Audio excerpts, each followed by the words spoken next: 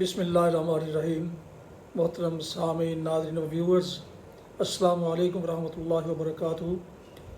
امید ہے آپ اللہ تعالیٰ کے فضل و کرم سے خیریت سے ہوں گے۔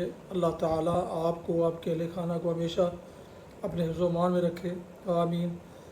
راہ ہدایت و نجات کے سلسلے کا بلاغ القرآن و حدیث اپنے یوٹیوب چینل بشیر رشیدی سے آپ کی خدمت میں پیش کر رہا ہوں۔ یہ روزانہ کی بنیاد پر بلاگ ہوتا ہے جو اس چینل پر میں اپلوڈ کرتا ہوں آپ کی خدمت کے لیے۔ اگر آپ نے ابھی تک اس چینل کو سبسکرائب نہیں کیا تو پلیز سبسکرائب کر کے دوستوں سے شیئر بھی کر لیں، اور ساتھ میں لگی ہوئی بیل آئیکن کو ضرور پریس کیجیے گا تاکہ آنے والے ایسے روحانی اور قرآنی بلاگ جو سراسر باعث خیر، باعث برکت اور باعث ثواب ہیں وہ آپ تک اور دوستوں تک باقاعدہ اور بروقت پہنچ رہے ہیں۔ شکریہ۔ شروع کرتے ہیں القرآن و حدیث۔ اعوذ باللہ من الشیطان الرجیم، بسم اللہ الرحمن الرحیم۔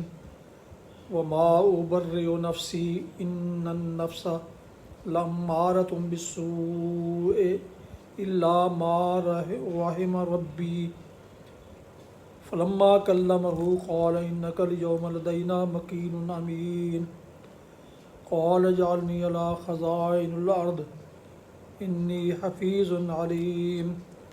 صدق اللہ العظیم۔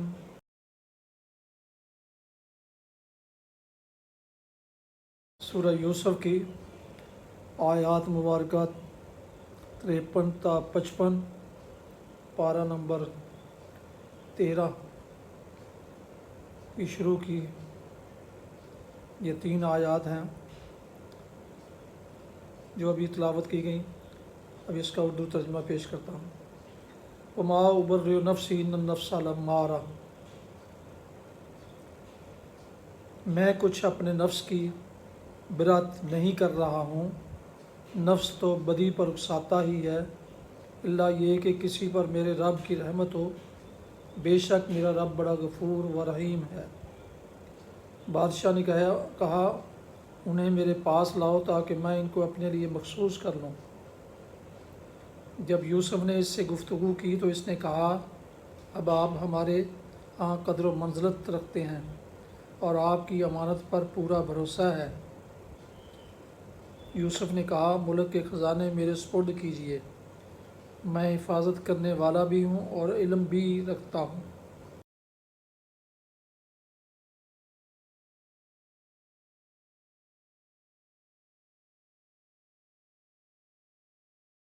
تلاوت کی گئی آیات مبارکہ کی تفسیر بیان کی جاتی ہے۔ اب آپ ہمارے یہاں قدر و منزلت رکھتے ہیں اور آپ کی امانت پر پورا بھروسہ ہے۔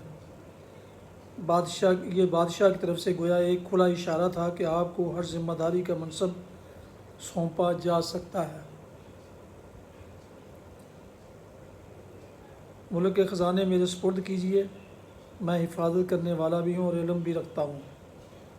اس سے پہلے جو توضیحات گزر چکی ہیں ان کی روشنی میں دیکھا جائے تو صاف نظر آئے گا کہ یہ کوئی نوکری کی درخواست نہیں تھی جو کسی طالب جاہ نے وقت کے بادشاہ کا اشارہ پاتے ہی جھٹ سے پیش کر دی ہو۔ در حقیقت یہ اس انقلاب کا دروازہ کھولنے کے لیے آخری ضرب تھی جو حضرت یوسف علیہ السلام کی اخلاقی طاقت سے پہلے 10-12 سال کے اندر نشو و نما پا کر ظہور کے لیے تیار ہو چکا تھا، اور اب جس کا فتح باب صرف ایک ٹھونکے کی ہی کا محتاج تھا۔ حضرت یوسف علیہ السلام آزمائشوں کے ایک طویل سلسلے سے گزر کر آ رہے تھے، اور یہ آزمائشیں کسی گمنامی کے گوشے میں پیش نہیں آئی تھیں، بلکہ بادشاہ سے لے کر عام شہریوں تک مصر کا بچہ بچہ ان سے واقف تھا۔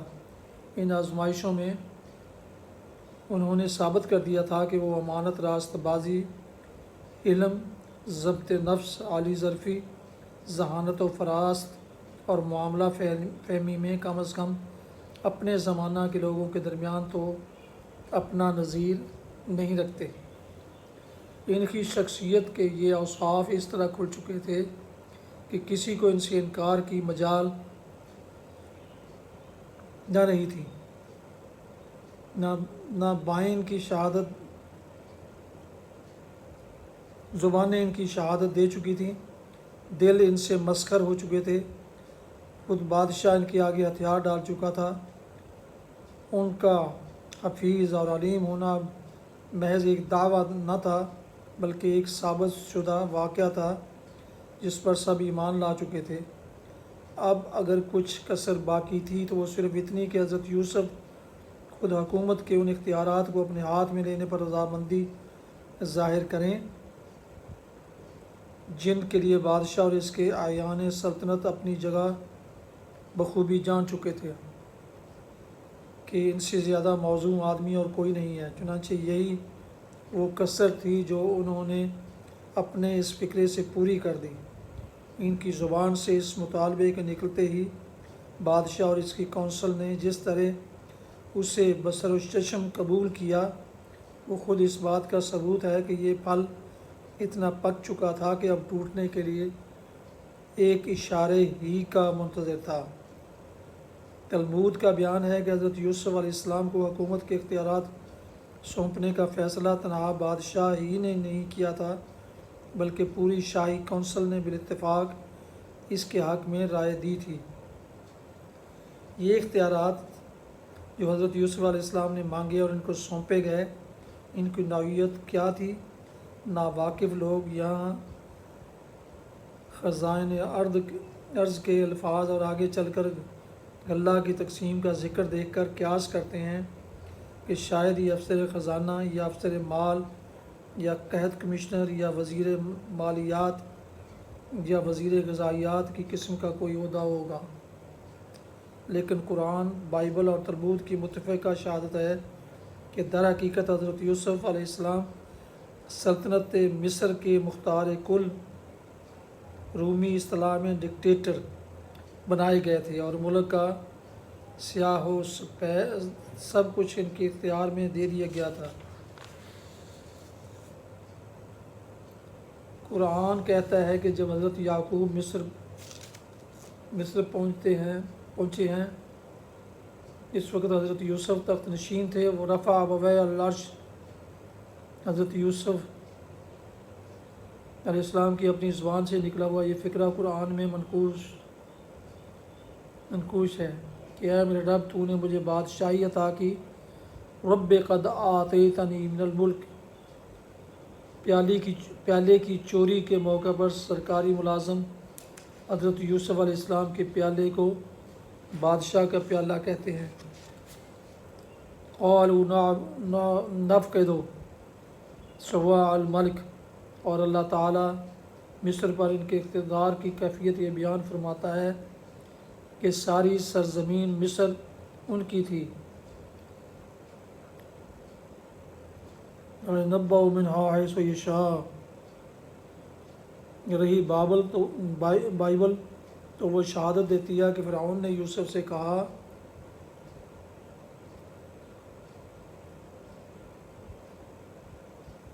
سو تو میرے گھر کا مختار ہوگا اور میری ساری رعایا تیرے حکم پر چلے گی، فقط تخت کا مالک ہونے کے سبب سے میں بزرگ تر ہوں گا۔ دیکھ، میں تجھے سارے ملک کے مصر کا حاکم بناتا ہوں اور تیرے حکم کے بغیر کوئی آدمی اس سارے ملک مصر میں اپنا ہاتھ پاؤں نہ ہلانے پائے گا۔ اور فرعون نے یوسف کا نام ذیفنات فعین، دنیا کا نجات دہندہ رکھا۔ اور تلمود کہتی ہے کہ یوسف کے بھائیوں نے مصر سے واپس جا کر اپنے والد سے حاکم مصر یعنی یوسف علیہ السلام کی تعریف کرتے ہوئے بیان کیا، اپنے ملک کے باشندوں پر اس کا اقتدار سب سے بالا ہے، اس کے حکم پر وہ نکلتے اور اسی کے حکم پر وہ داخل ہوتے ہیں، اس کی زبان سارے ملک پر فرما روائی کرتی ہے، اسی معاملہ میں فرعون کے اذن کی ضرورت نہیں ہوتی۔ دوسرا سوال یہ ہے کہ حضرت یوسف علیہ السلام نے یہ اختیارات کس غرض کے لیے مانگے تھے؟ انہوں نے اپنی خدمات اس لیے پیش کی تھی کہ ایک کافر حکومت کے نظام کو اس کے کافرانہ اصول و قوانین ہی چلائیں، یا ان کے پیش نظر یہ تھا کہ حکومت کا اقتدار اپنے علامہ اپنے ہاتھ میں لے کر ملک کے نظام تمدن و اخلاق و سیاست کو اسلام کے مطابق ڈال دیں؟ اس سوال کا بہترین جواب وہ ہے جو علامہ مشری نے اپنی تفسیر کشاف میں دیا ہے۔ وہ لکھتے ہیں، حضرت یوسف نے اجعلنی علی خزائن الارض جو فرمایا تو اس سے ان کی غرض صرف یہ تھی کہ ان کو اللہ تعالیٰ کے احکام جاری کرنے اور حق قائم کرنے اور عدل پھیلانے کا موقع مل جائے اور اس کو کام کو انجام دینے کی طاقت حاصل کر لیں جس کے لیے انبیاء بھیجے جاتے ہیں۔ انہوں نے بادشاہی کی محبت اور دنیا کے لالچ میں یہ مطالبہ نہیں کیا تھا، بلکہ یہ جانتے ہوئے کیا تھا کہ کوئی دوسرا شخص ان کے سوا ایسا نہیں ہے جو اس کام کو سر انجام دے سکے۔ اور سچ یہ ہے کہ یہ سوال دراصل ایک اور سوال پیدا کرتا ہے جو اس سے بھی زیادہ اہم اور بنیادی سوال ہے، اور وہ یہ ہے کہ حضرت یوسف علیہ السلام آیا پیغمبر بھی تھے یا نہیں؟ اگر پیغمبر تھے تو کیا قرآن میں ہم کو پیغمبری کا یہی تصور ملتا ہے کہ اسلام کا داعی خود نظام کفر کو کافرانہ اصولوں پر چلانے کے لیے اپنی خدمات پیش کرے؟ بلکہ یہ سوال اس پر بھی ختم نہیں ہوتا، اس سے بھی زیادہ نازک اور سخت ایک دوسرے سوال پر جا کر ٹھہرتا ہے، یعنی یہ کہ حضرت یوسف علیہ السلام ایک راست باز آدمی بھی تھے یا نہیں؟ اگر راست باز تھے تو کیا ایک راست باز انسان کا یہی کام ہے کہ قید خانے میں تو وہ اپنی پیغمبرانہ دعوت کا آغاز اس سوال سے کرے کہ بہت سے رب بہتر ہیں، یا وہ ایک اللہ جو سب پر غالب ہے اور بار بار اہل مصر پر بھی واضح کر دے کہ تمہارے ان بہت سے متفرق خود ساختہ خداؤں میں سے ایک یہ شاہ مصر بھی ہے، اور صاف صاف اپنے مشن کا بنیادی عقیدہ بیان کرے کہ فرما روائی کا اقتدار خدائے واحد کے سوا کسی کے لیے نہیں ہے، مگر جب عملی آزمائش کا وقت آئے تو وہی شخص خود اس نظام حکومت کا خادم بلکہ ناظم اور محافظ اور پشت پناہ تک بن جائے جو شاہ مصر کی ربوبیت میں چل رہا تھا، اور جس کا بنیادی نظریہ فرما روائی کے اختیارات خدا کے لیے نہیں بلکہ بادشاہ کے لیے تھا۔ حقیقت یہ ہے کہ اس مقام کی تفسیر میں دورالخطات کے مسلمانوں نے کچھ اسی ذہنیت کا اظہار کیا ہے جو کبھی یہودیوں کی خصوصیت تھی۔ یہ یہودیوں کا حال تھا کہ جب وہ ذہنی و اخلاقی پستی میں مبتلا ہوئے تو پچھلی تاریخ میں جن بزرگوں کی سیرتیں ان کو بلندی پر چڑھنے کا سبق دیتی تھیں، ان سب کو وہ نیچے گرا کر اپنے مرتبے پر اتار لائے تاکہ اپنے لیے اور زیادہ نیچے کرنے کا بہانہ پیدا کرے۔ افسوس کہ یہی کچھ مسلمانوں نے بھی کیا۔ انہیں کافر حکومتوں کی چاکری کرنی تھی، مگر اس پستی میں گرتے ہوئے اسلام اور اس کے علمبرداروں کی بلندی دیکھ کر انہیں شرم آئی، لہٰذا اس شرم کو مٹانے اور اپنے ضمیر کو راضی کرنے کے لیے یہ اپنے ساتھ اس جلیل القدر پیغمبر کو بھی خدمت کفر کی گہرائی میں لے گرے، جس کی زندگی دراصل انہیں یہ سبق دے رہی تھی کہ اگر کسی ملک میں ایک اور صرف ایک مرد مومن بھی خالص اسلامی اخلاقی اور ایمانی فراست و حکمت کا حامل ہو تو وہ تنہا مجرد اپنے اخلاق اور اپنے حکمت کے زور سے اسلامی انقلاب برپا کر سکتا ہے، اور یہ کہ مومن کی اخلاقی طاقت بشرطے کہ وہ اس کا استعمال جانتا ہو اور اسے استعمال کرنے کا ارادہ بھی رکھتا ہو، فوج اور اسلحہ اور سر و سامان کے بغیر بھی ملک فتح کر سکتی ہے اور سلطنتوں کو مسخر کر لیتی ہے۔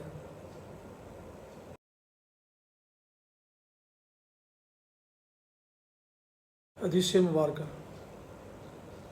حضرت صفیہ بنت ابی عبید بعض ازواج مطہرات رضی اللہ عنہ سے روایت کرتی ہیں کہ رسول اللہ صلی اللہ علیہ وسلم نے فرمایا، جو شخص کسی عراف یعنی غیبی امور کے جاننے کے دعوے دار کے پاس آئے اور اس سے کسی چیز کی بابت پوچھے اور اس کو سچ مانے تو اس کی 40 دن کی نماز قبول نہیں کی جائے گی۔ حدیث سے مبارکہ ہے صحیح مسلم کتاب السلام سے، اور حدیث نمبر ہے 2230 فوائد۔ اس سے معلوم ہوا کہ کہنوں اور نجومیوں کے پاس غیب کی خبریں معلوم کرنے کی نیت سے جانا اور پھر ان کی تصدیق کرنا یہ اتنا بڑا گناہ ہے کہ اس سے 40 دن کی نمازیں برباد ہو جاتی ہیں۔ جیسے بعض لوگ چوری کا سراغ ایسے مدعیان غیب کے ذریعے سے لگواتے ہیں، یا شادی اور کاروبار کی کامیابی اور ناکامی کی بابت استفسار کرتے ہیں اور پھر اس کے مطابق عمل کرتے ہیں، یہ سب باتیں حرام ہیں۔ غیب کا علم اللہ کے سوا کسی کو نہیں۔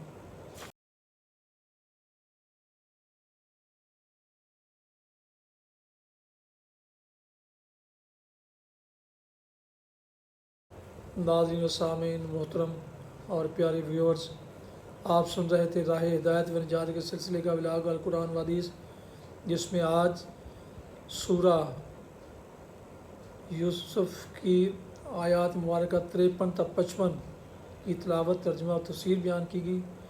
اس کے علاوہ ایک حدیث مبارکہ بھی آپ کی خدمت میں پیش کی گئی، اور اسے میں نے اپنے یوٹیوب چینل بشیر رشیدی سے آپ کی خدمت میں پیش کیا۔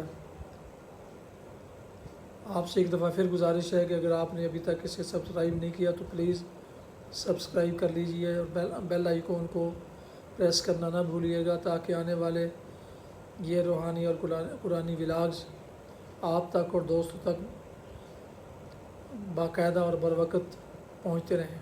اللہ تعالیٰ آپ کا حامی و ناصر ہو۔ اللہ تعالیٰ آپ کو، آپ کے اہل خانہ کو ہمیشہ اپنی حفظ و امان میں رکھے، آمین۔